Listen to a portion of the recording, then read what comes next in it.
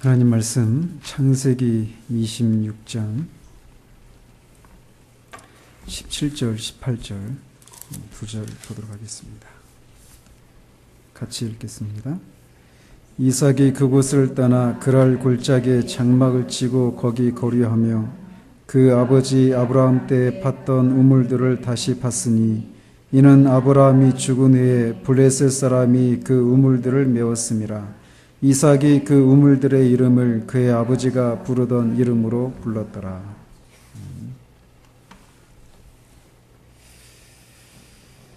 지난주에는 현대의 블레셋 사람들이 교회가 생명을 누리지 못하도록 막아놓은 세 번째 장애물인 결함 있는 정통이라고 하는 것에 대해서 살펴보았습니다.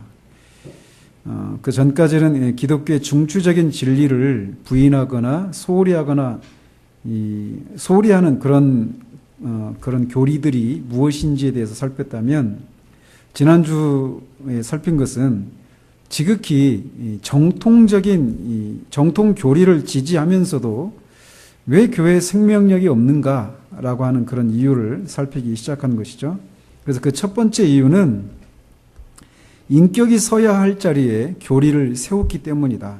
또 교리를 균형 있게 강조하지 않았기 때문이다.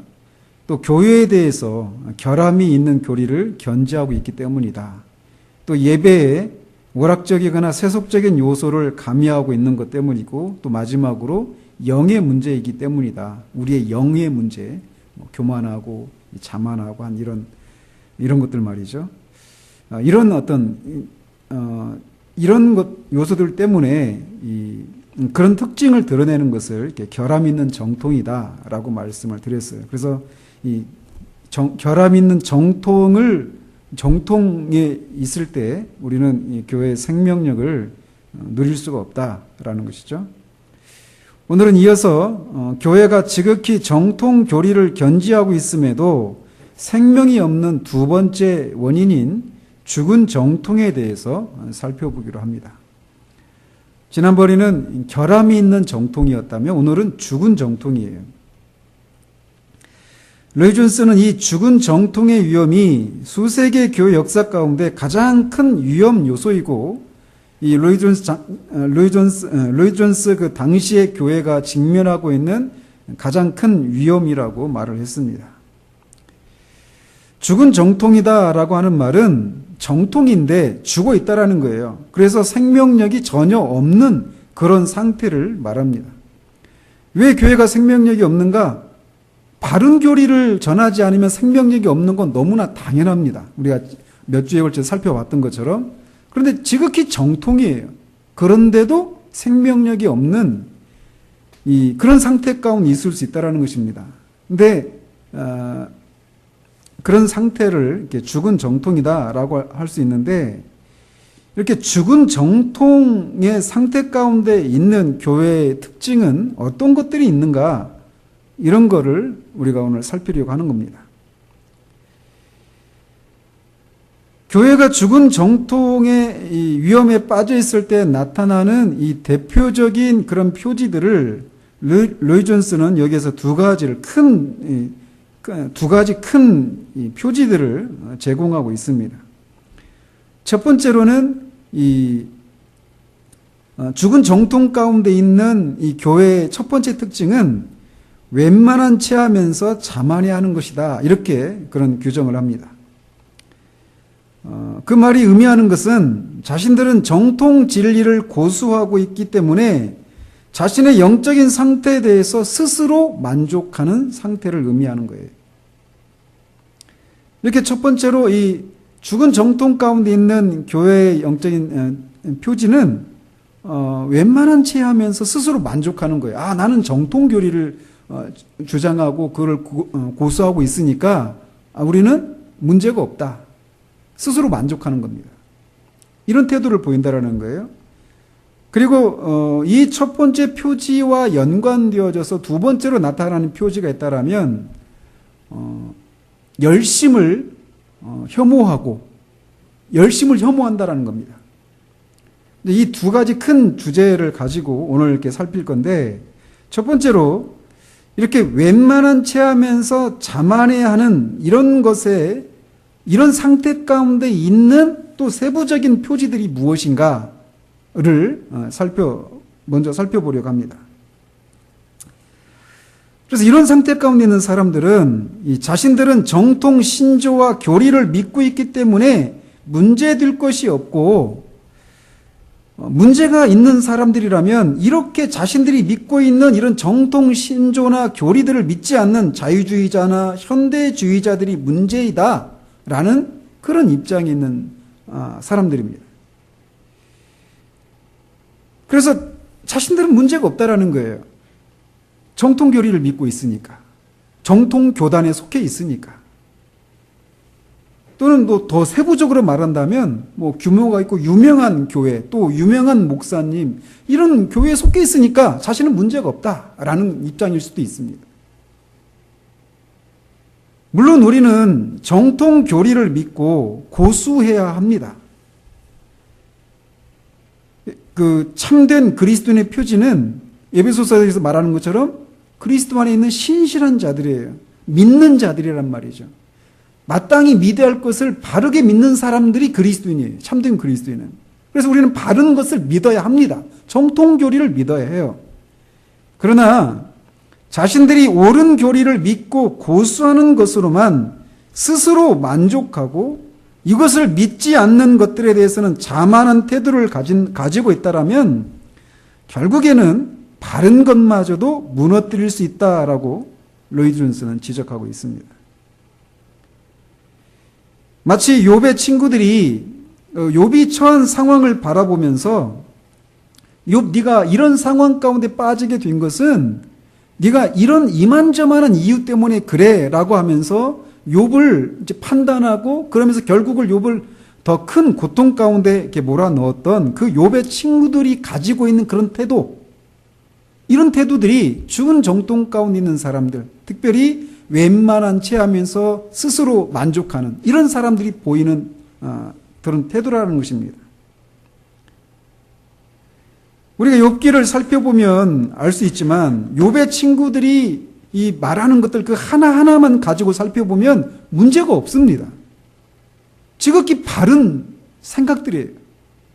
그렇지만 욥이 처한 그 상황을 설명해 주는 건 아니었어요.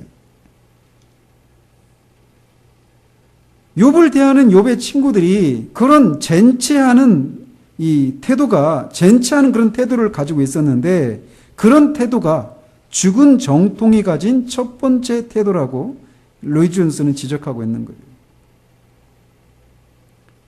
욥은 그의 친구들에게 너희만 참으로 백성이로구나, 너희가 죽으면 지혜도 죽겠구나 라고 하는, 그렇게 그들을 힐난했었습니다.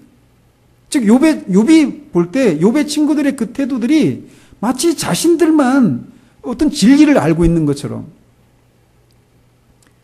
자기는 그 사람들이 알고 있는 진리를 모르고 있는 그런 사람인 것처럼 그렇게 그들이 욥을 대했다라는 것이죠. 근데 그런 태도, 나만 이 진리를 알고 있다, 나만, 우리 교회만, 우리 교단만 정통교리를 주장하고 있다, 그러면서 그렇지 못한 이 사람들을, 교회를 판단하고 스스로 자신에 대해서는 만족해하는 이런 태도를 보인다라는 거예요. 저는 이런 태도를 보이는 사람들이 이 가난한 시대에 비교적 깨어있고 진실한 신앙생활을 하려고 하는 사람들이 빠질 수 있는 위험이라고 저는 생각합니다.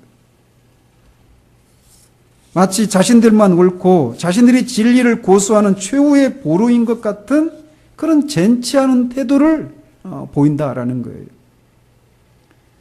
이렇게 젠치하고 스스로 만족하는 태도는 진리를 변명하고 변론하는 데만 관심을 기울이는 것으로 드러나기도 합니다. 자신들이 확실히 옳은 것이 틀림없으니까 자신들이 해야 할 유일한 일은 그런 자신들의 입장을 변호하는 것이라고 여기는 거예요.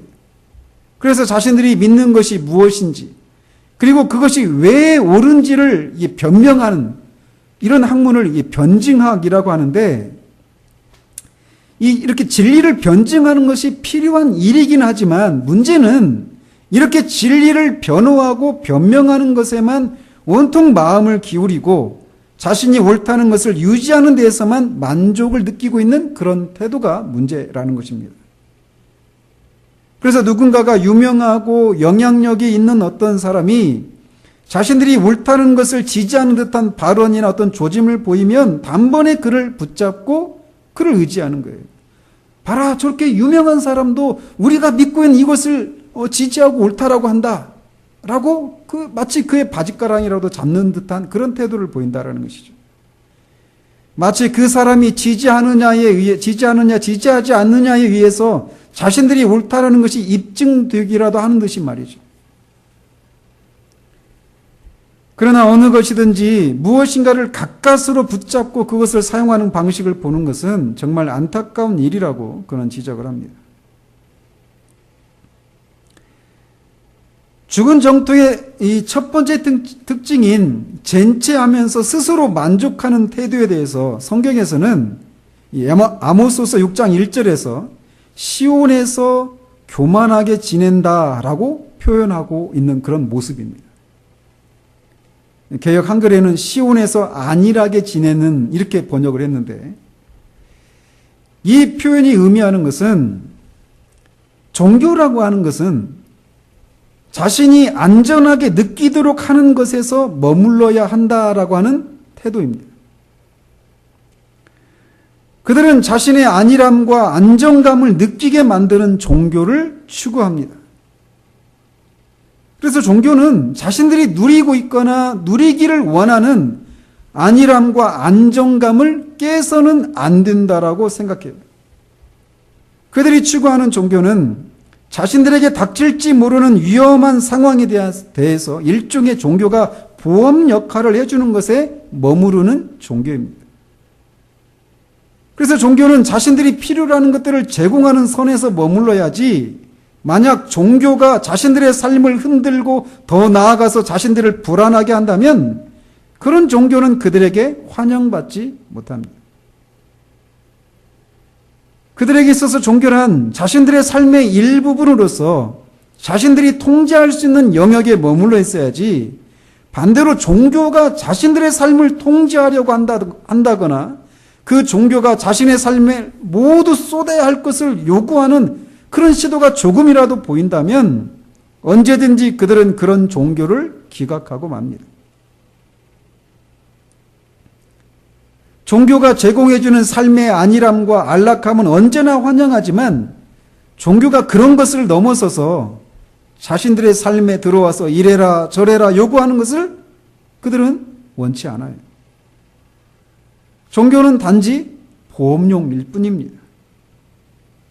보험이 우리가 직면하게 될 위험한 상황에서는 도움을 주기에 고마운 것이지만 보험이 내 삶의 주인 노릇을 할 수 없는 것처럼 이렇게 시온에서 안일하게 거하려고 하는 이런 사람들에게 종교는 그런 것이어야 한다라는 거예요. 종교는 안일함을 느끼게 해주는 것이면 됐지 그 이상일 필요도 없고 더 나아가 그래서도 안 된다라고 하는 입장을 그런 태도를 보인다라는 것입니다. 그래서 스스로에 대해서 만족하는 거예요. 그렇기 때문에 이런 생각을 하는 사람들은 보편적인 메시지만으로 만족하고 특별한 메시지는 싫어하는 특징을 보입니다. 그들은 특별한 것을 좋아하지 않습니다. 그들은 보편적으로 자신의 감정을 약간 고무시켜주는 것을 원하고 보편적으로 자신들에게 도움이 되는 것을 원합니다. 그래서 종교는 삶에 대해서 선한 관점과 긍정적인 생각을 가질 수 있도록 약간의 흥미를 제공하고 자신들의 마음을 고무시키면 된다고 생각해요. 그래서 이런 것을 만족시켜주는 메시지로 만족합니다. 그런 설교를 좋아해요. 그렇기 때문에 이들에게 인기 있는 설교는 어떤 사람이 어려운 환경을 뚫고 성공한 사람들의 이야기 또는 그런 것과 관련된 어떤 감동적인 이야기. 근데 그 사람들이 반드시 기독교인일 필요도 없습니다. 어쨌든 그런 내용으로 구성된 설교가 그들에게 인기 있는 설교예요. 몇 가지 감동적인 예화가 들어가 잘 짜여지고 세련된 설교면 이 사람들에게 인기를 끕니다. 그래서 그런 사람들의 구미를 만족시켜주는 어떤 설교 형태가 있다라면 인물 중심의 설교예요.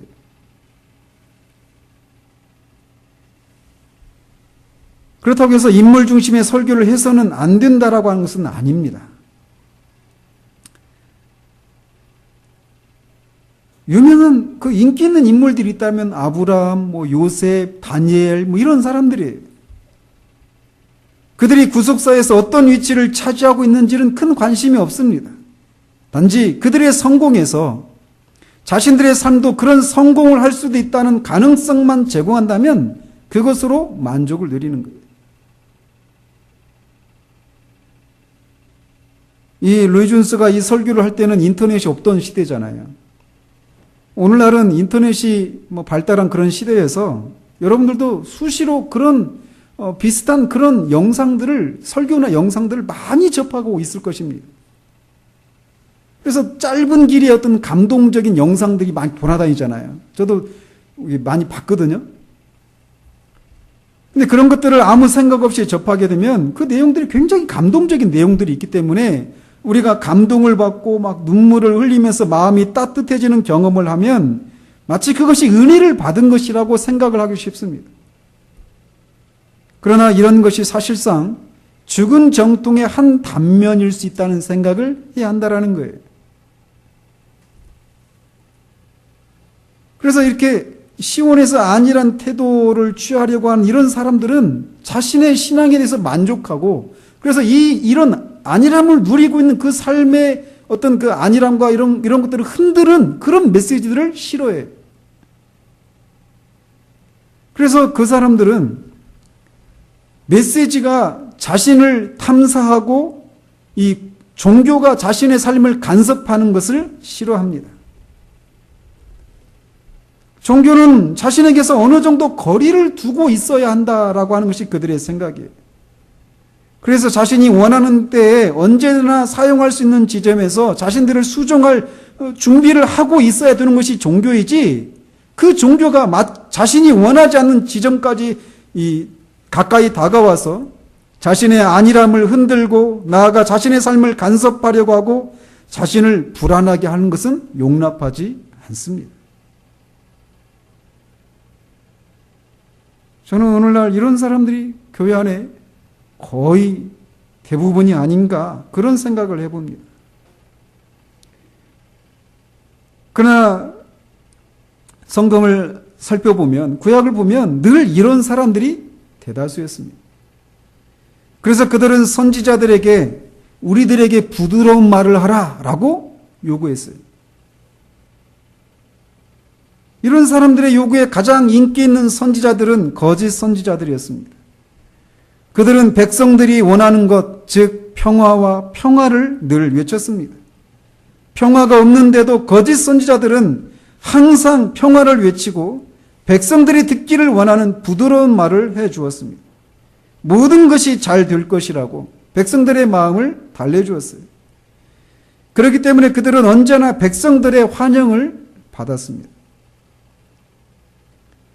그러나 예레미야나 이사야나 다른 모든 참된 선지자들은 이들 거짓 선지자들과는 정반대의 메시지를 전했습니다. 그들의 메시지 특징이 있다라면 그 메시지를 듣는 백성들의 마음을 탐사하고 그들의 죄를 지적하고 정죄하는 내용들이었습니다. 그래서 하나님의 심판이 임박했으니 악한 길에서 돌이키라 라고 하는 그것이 그들의 전한 메시지들이었어요. 물론 그것이 전부는 아니었지만 말이에요. 따라서 이렇게 백성들의 마음을 불편하게 하고 그들을 탐사하고 정죄하는 이런 메시지를 전한 그 참된 선지자들이 핍박과 외로움 이외에 무엇을 기대할 수 있었겠습니까? 로이 존스는 어떤 부인이 자신의 흠을 이렇게 지적하면서 저 목사는 마치 우리가 죄인들인 것처럼 설교한다 이렇게 했다라고 하는 것을 언급합니다. 즉 그의 설교가 그 부인을 탐사하고 시험하는 것으로 들렸기 때문에 마음이 불편했던 거예요. 교회 밖에 있는 사람들이나 자유주의자들이나 탐사당하고 지적을 당하는 것은 당연하지만 나는 정통이 아닌가? 나는 이만하면 그래도 신앙생활 열심히 하고 있고 제대로 하고 있는 것이 아닌가? 이런 생각을 하는 것이죠. 그런데 왜 나를 죄인처럼 다루는가?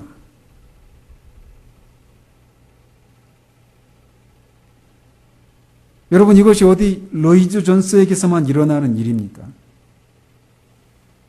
저는 오늘날도 마찬가지라고 생각합니다.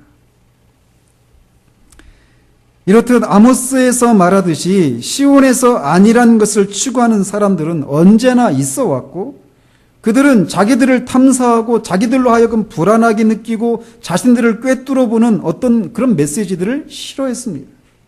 근데 이것이 젠치하면서 스스로 만족해하는 사람들에게서 보이는 특징이라는 거예요.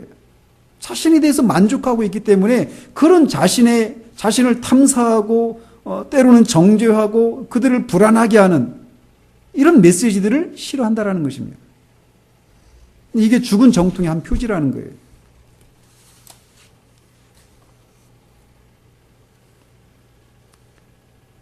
저는 한 10년 정도 말씀을 전해온 것 같은데 저는 이런 사람들을 훨씬 더 많이 만난 것 같아요.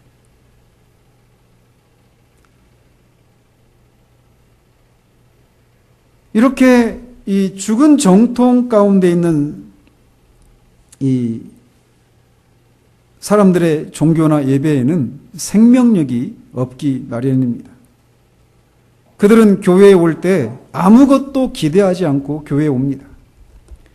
하나님의 집에 가지만 하나님을 만날 것을 기대하지 않은 채 교회에 나와요. 그들이 교회에 나오는 이유는 지난주에도 나왔기 때문이에요. 어릴 때부터 주일이면 교회에 나가는 것이 습관이기 때문에 나오는 것이 옳은 것이라고 생각하면서 나오는 겁니다. 예배 시간에 하나님을 만나야 한다는 생각을 하거나 예배 시간에 어떤 일이 일어날 수도 있다는 생각을 가지지 않은 채 나와요. 예배 시간에 하나님이 자신들을 찾아오셔서 자신들을 사로잡으시고 말로만 들었던 하나님의 임재를 느끼고 그로 인해서 자신들에게 어떤 일들이 일어날 수 있다는 기대를 하지 않은 채 교회에 습관적으로 나온다라는 거예요. 저는 더 슬프게도 제가 보기에는 오히려 그런 일이 일어나지 않기를 바란 채 나오는 것은 아닌지 싶습니다. 예배에서 하나님을 진짜 만나면 자신들의 삶이 심히 혼란스럽고 온통 종교에 자신의 마음과 삶을 빼앗길 것에 대한 두려움 때문에 오히려 하나님이 찾아오시지 않기를 기대하며 나오는 것은 아닌지 싶은 그런 생각을 할 수밖에 없는 그런 모습을 봅니다. 그들이 교회에 빨리 나오는 이유는 빨리 가려고 나온다라고 로이드 존스는 얘기해요.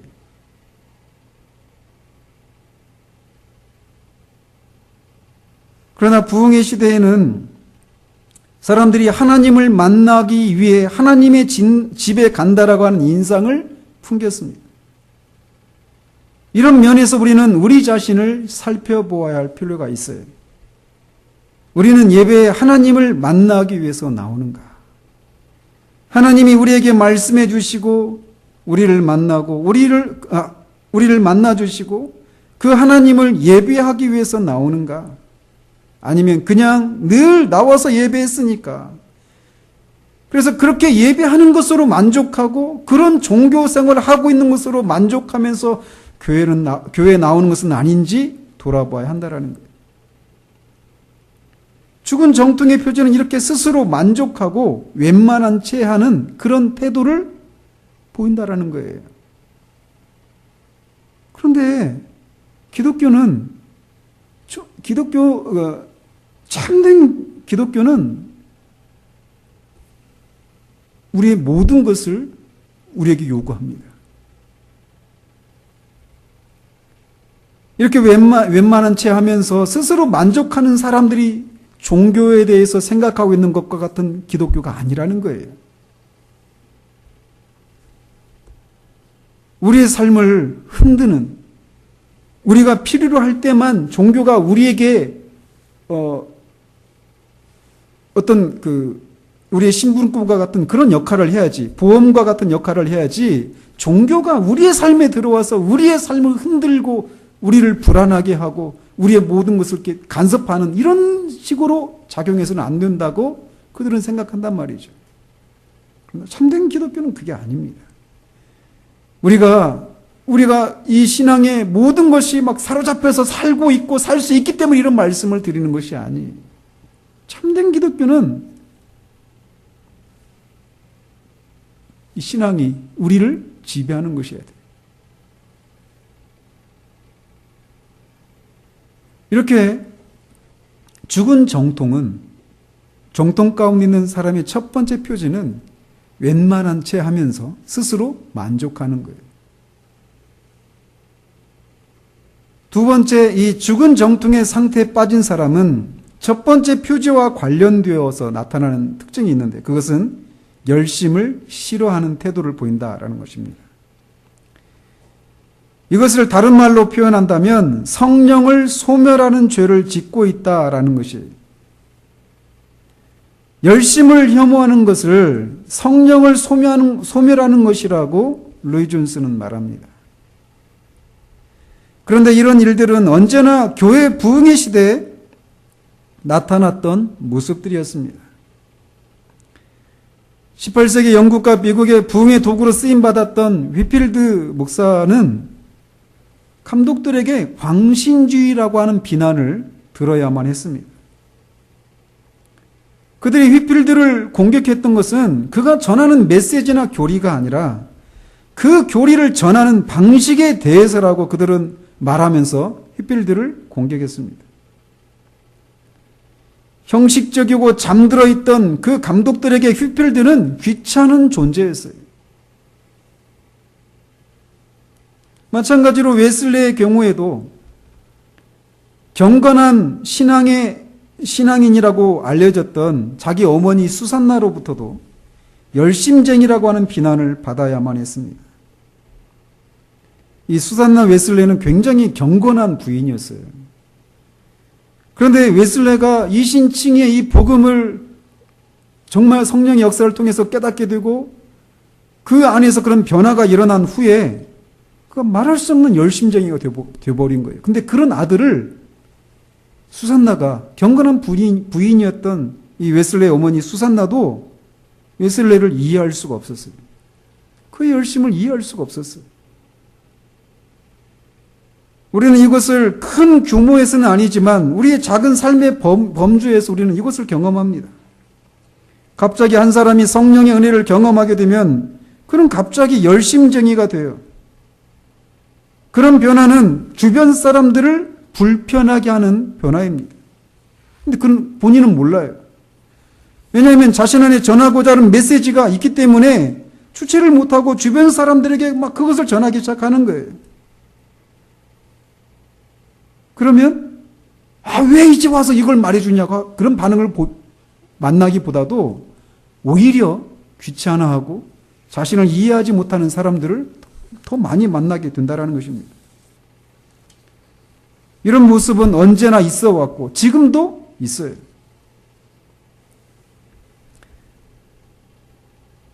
이렇듯 죽은 정통 가운데 있는 사람들의 두 번째 특징은 열심을 반대한다라는 거예요.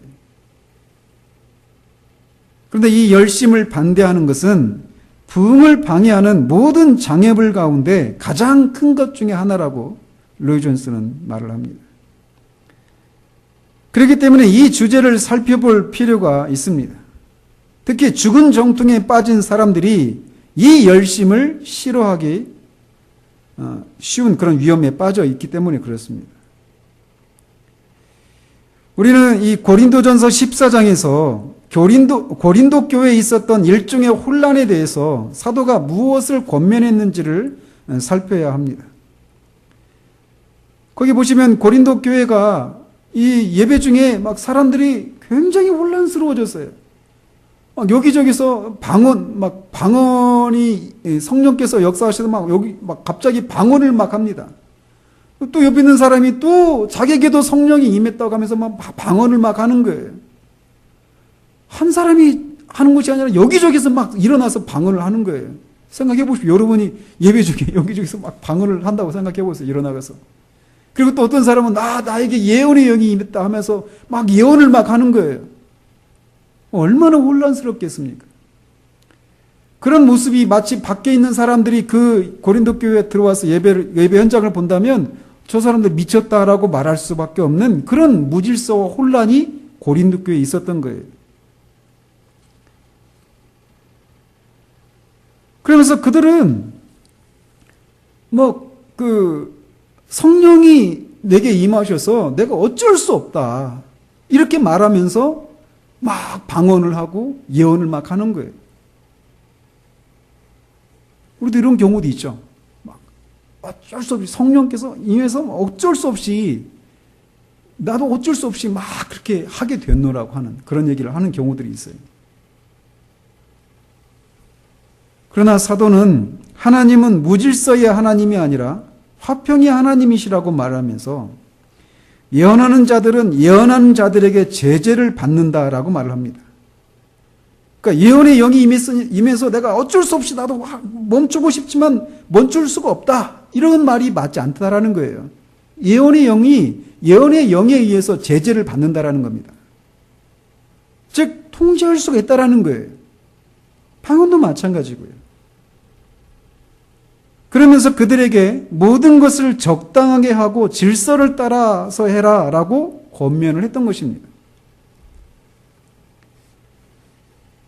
고린도 교회는 분명히 성령이 역사하셨기 때문에 일견 보면 어떤 그런 무질서와 혼란한 그런 모습이 나타났었던 거예요. 그런데 문제는 그런 현장에 거짓된 흥분과 기쁨도 있을 수 있다는 것입니다. 그래서 사도는 그런 것을 경계하면서 모든 것을 적당하게 하고 질서대로 하라라고 권면을 했던 것이에요.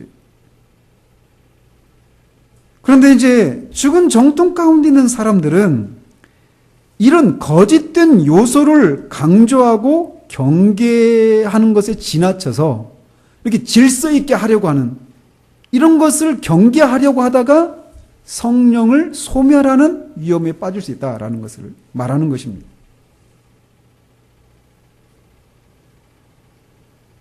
이렇게 성령의 역사가 있는 그런 현장에 이렇게 어떤 거짓된 흥분과 기쁨으로 생겨난 무질서의 그런 요소들이 나타날 수 있는 것처럼 감정주의적인 위험도 나타날 수가 있어요. 정서가 아니라 감정주의의 위험이 있다라는 것입니다. 감정주의는 우리의 감정이 격한 상태와 조건에 들어있는 것을 의미해요. 일종의 엑스타시라고 하죠. 일종의 환각작용을 말하는 거예요. 감정은 진리를 우리가 이해하고 진리를 깨닫고 그것을 우리의 마음을 통해서 접근하게 될 때 나타나는 이게 바른 감정이에요. 그런데 그런 통로가 아니라 우리의 머리로 이해하고 우리의 마음이 감동을 받아서 어떤 감정적인 요소가 나타나야 되는데 그런 통로가 아니라 감정을 직접 자극받는 것을 감정주의라고 말합니다. 그래서 이런 머리로 이해하고 마음이 감동을 받아서 나타나는 그걸 정서라고 부르거든요. 근데 이런 것이 아닌 그냥 감정이 직접적으로 자극을 받아서 어떤 감정적 요소가 나타나는 사람들에게 왜 흥분하는지, 왜 우는지, 왜 기쁜지 물으면 몰라요. 단지 기쁘고 슬프고 흥분되는 거예요. 그런 요소들이 있을 수 있어요. 우리 지난주 이번 주일날 얘기했잖아요. 동조 현상. 영적인 현장에도 이런 일이 있을 수 있어요. 영적인 뭐죠? 제가 말해놓고 제가 잊어버렸네.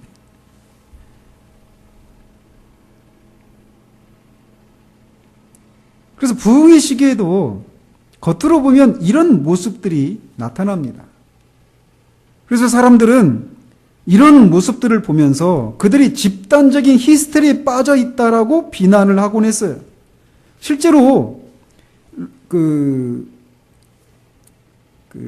조나단 에드워즈가 신앙 감정론 이걸 쓰게 된 이유가 바로 이것 때문에 그래요. 그 당시 성령의 역사가 나타나서 사람들 안에서 자신의 죄를 회개하고 막 그런 변화들이 막 일어났었단 말이에요. 근데 막 그런 격한 그런 감정적인 요소들이 막 있었어요. 근데 그걸 보면서 반대하는 사람들이 그거는 집단적인 히스테리다.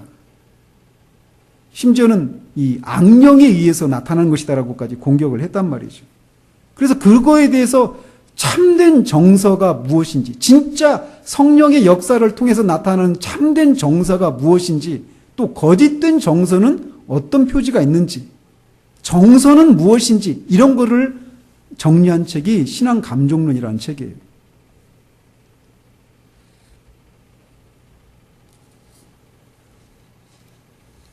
근데 이렇게 어떤 거짓된 감정주의를 경계하다가 성령을 소멸하는 데까지 나아갈 수 있다라는 것이에요. 모든 것을 적당하게 하고 질서를 따라해야 한다라고 하는 권면을 따르다가 성령을 소멸하지 말라는 그런 권면도 지나치는 경우들이 있다라는 것입니다. 즉 거짓된 것을 경계하다가 또 다른 잘못을 범하는 거예요. 그래서 로이 존스가 이렇게 한 예화를 얘기하는데 어떤 휴가 때 이제 갔던 그 교회에서 휴가 때 그 지역에 있는 한 교회에 가서 예배를 드렸는데 그 젊은 목사님이 그런 설교를 했다라는 거예요. 구름 속의 무지개. 그런 제목으로 설교를 했는데 그 목사님이 이 구름을 너무 강조하다가 결국 무지개가 무엇인지를 설명하지 못한 채 설교를 끝내는. 그 설교의 핵심은 뭐냐? 잘못된 신앙을 경계하는 것이 주였단 말이에요. 그럼 진짜 신앙은 뭐냐? 이걸 말해줘야 되는, 이걸 말하지 못한 채 잘못될 것을 경계하는 내용으로 가득 찬 설교를 하고 말았다라는 것이죠. 그랬던 것처럼 이 성령의 역사가 나타나는 현장에 나타날 수 있는 어떤 무질서와 또는 감정주의적인 이런 것들을 경계하려고 하다가 성령을 소멸해버리는 이런 대로 나아가는 일이 있을 수 있다라는 것입니다.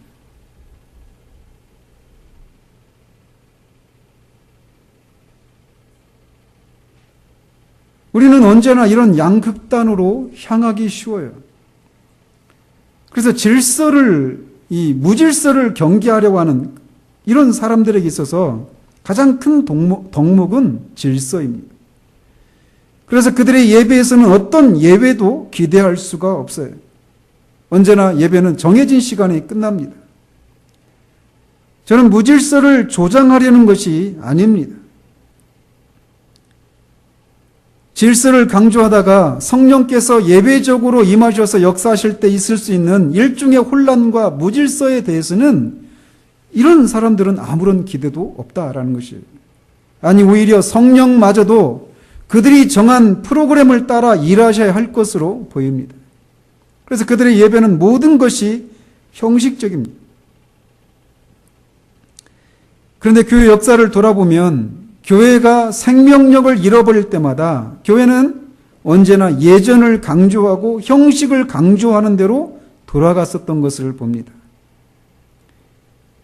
잘못될 것에 대한 두려움 때문에 참된 것을 잃어버릴 위험이 죽은 정통 가운데 있는 사람들이 빠질 위험이라는 것이에요.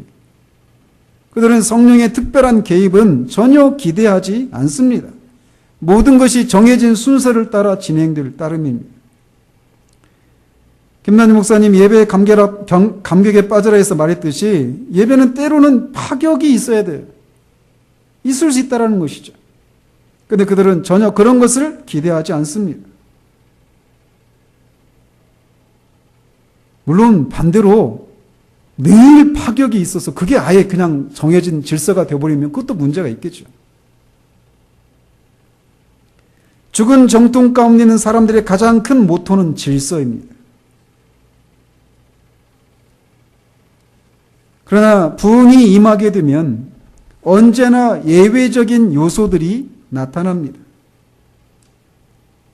시작한 시간은 정해져 있지만 끝나는 시간은 정해지지 않아요.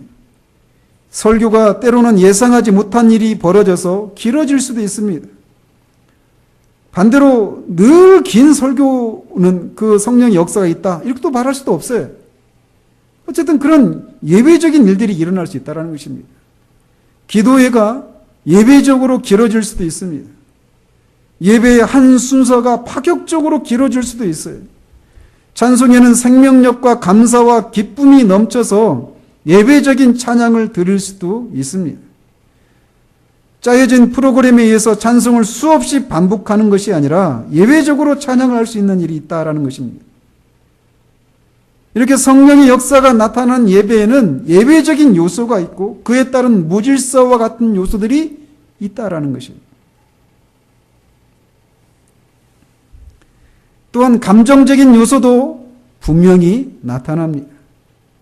말씀드린 것처럼 성경적인 감정은 진리를 머리로 이해하고 마음으로 그것을 받아들일 때 그 마음에서 나타나는 그런 반응으로 나타나는 것입니다. 그래서 이것은 단순한 감정을 넘어서는 거예요. 진리를 머리로 깨닫고 우리의 마음이 거기에 감동을 받고 이것은 결국 우리의 의지가 발동되는 데까지 나타나는 거예요. 그런 것을 다 이렇게 포함해서 affection이라고 말을 합니다. 우리 말로는 그걸 정서라고 이렇게 번역을 했는데 성령의 역사가 나타날 때 이런 정서가 나타나는 거예요. 그래서 예배 중에 뭐 설교 시간이든지 뭐 기도 시간이든지 어떤 순서이든지 간에 성령이 역사하시면 자신이 하나님을 멀리 떠났다라는 것을 느끼는 데서 오는 슬픔 때문에 눈물을 흘리기도 해요. 정반대로 하나님의 사랑을 느끼는 데서 오는 기쁨과 감사의 눈물을 흘리기도 합니다. 그러나 죽은 정통에 사로잡혀 있을 때 이런 정서를 기대할 수가 없어요. 성령의 역사가 나타나면 정서가 반드시 나타납니다. 이 신앙 감정이 반드시 있어요. 그런 면에서 조나단 에드워즈의 그 신앙 감정론, 성령이 역사하실 때 나타나는 이 정서가 어떤 특징들이 있는지 제가 이걸 우리 교회에서 할 수 있을지 모르겠어요. 그게 있어요. 그러나 죽은 정통에 그렇다고 해서 모든 정서가 성령의 역사에 따라서 나타나는 정서가 아니다라는 것입니다. 그러나 분명한 것은 성령이 역사하시면 이런 정서가 나타나요. 그러나 죽은 정통에 사로잡혀 있을 때 이런 정서는 기대할 수가 없습니다. 이런 면에서 굉장히 주의를 해야 돼요. 그러니까 감정을 인위적으로 자극하려고 하는 이런 시도들, 이건 악한 겁니다. 그런 면에서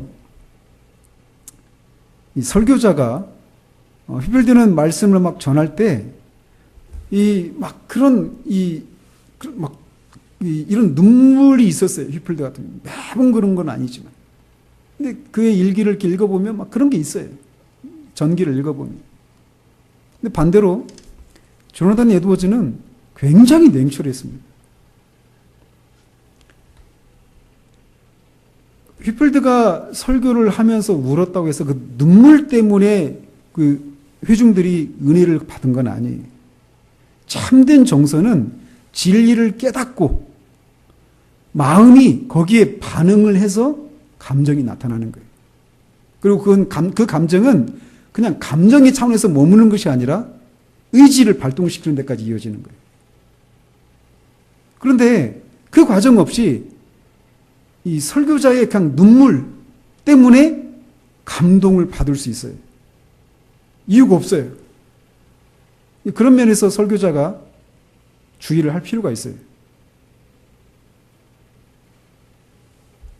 죽은 정통 가운데 있을 때 죽은 정통 가운데 있는 사람들은 이렇게 크게 웬만한 체험에 스스로 만족해요.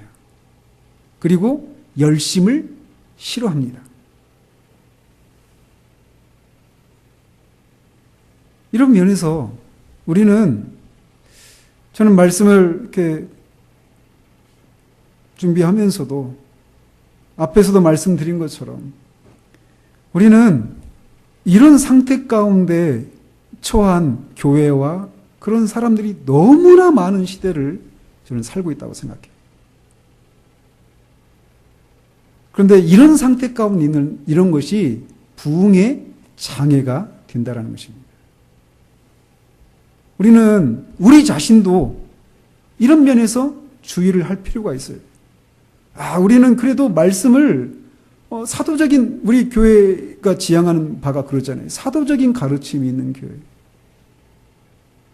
저는 그런 교리를 그런 말씀을 전해 오고 있다고 생각합니다.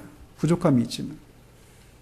근데 그것이 우리를 스스로 만족해 하는, 웬만한 채 하면서, 우리 교회는 그래, 다른 교회는 그렇지 않은데, 라고 하면서 그냥 그런 상태로 만족해 하고 있는 그런 것을 우리는 경계해야 돼요.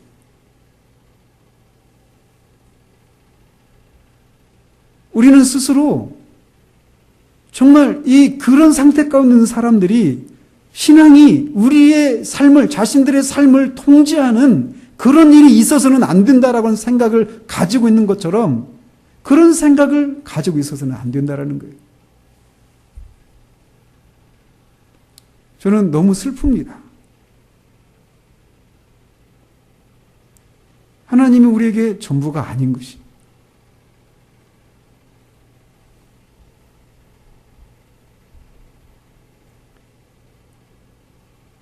하나님이 우리에게서 마치 우리에게 애거를 하시고 있는 것 같은 그런 모습들. 좀 그거를 보는 것이 너무 고통스러워요. 우리는 하나님이 우리를 통제하시기를, 그런 하나님을 우리 예배 가운데 만나기를 기대하면서 나와야 돼요. 저도 마찬가지고. 우리가 살고 있는 시대가 죽은 정통의 특징을 보이는, 이것이 너무나도 많이 드러나는 그런 시대를 살아가고 있어요. 그러나 우리는 사도가 말하는 것처럼 모든 것을 적당히 질서대로 하되, 질서를 따라서 하되 성령을 소멸하지 말아야 합니다. 성령께서 우리를 이끌어 가시는 대로 기꺼이 우리의 삶을 통제하시기를 소망하면서 예배 또 우리 신앙생활에 임해야 할 것입니다. 기도하도록 하겠습니다.